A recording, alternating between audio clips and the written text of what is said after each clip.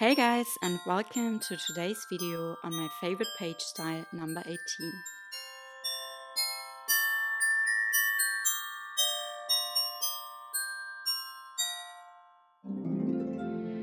And that's what the page style for today looks like. So my favorite page style 18 is just a simple pocket.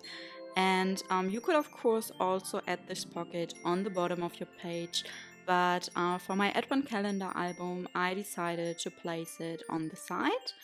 And yeah, in the pocket, as always, I have shown you before, you could add some journaling tags or some photo mats or whatever you like, really.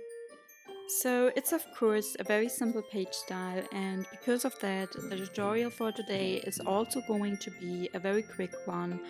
But as I said before, I just love to have all the different page styles, simple ones as well as more interactive ones, included in my folder where I keep all my cutting guides, so that I can just choose from them every time I'm making an album.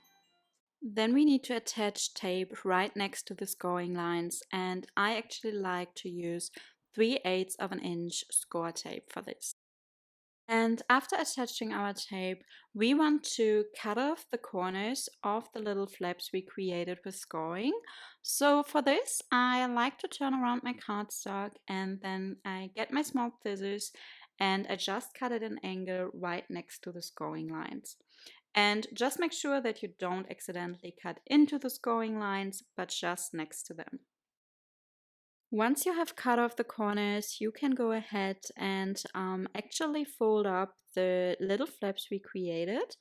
And for this, turn around your cardstock because you don't want to fold it up on the side where you scored it or where you placed the tape on. So we want to fold it on the back side. And then I also like to get my bone folder and burnish it down. Then to attach the pocket onto our basic pages, I like to start with attaching the bottom of the pocket first. And for this, I just remove the tape backing from one side and then I hold up the sticky side, so the side where I removed the tape backing, and I use the other side to align it to the corner and the edge of the basic page. And then once I have found the right position, I go ahead and I press down the sticky side and then I remove all the rest of the tape backing as well.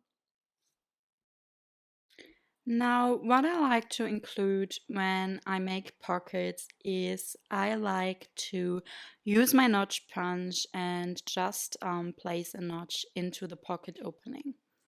But this step is definitely optional, so if you don't have a notch punch or you just don't like to add a notch to it, you can just skip this step and then continue by attaching your pattern paper.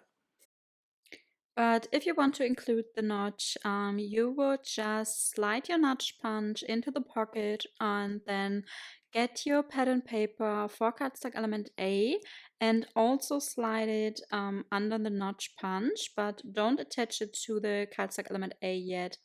But then you can punch both cardstock and pattern paper at the same time, and this gives you the perfect like border around the pattern paper.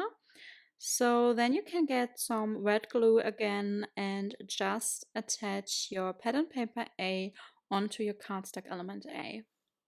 And when I attach my pattern paper onto my cardstock elements, I always prefer to use wet glue instead of tape, because by using wet glue, you are still able to move around your pattern paper until you find the right position and have an even border of cardstock around it.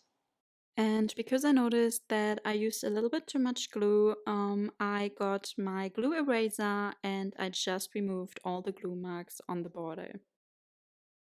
And to attach our pen and paper for the basic page onto our basic page, we again just use a little bit of red glue, and then we can just slide the pen and paper into the pocket a little bit.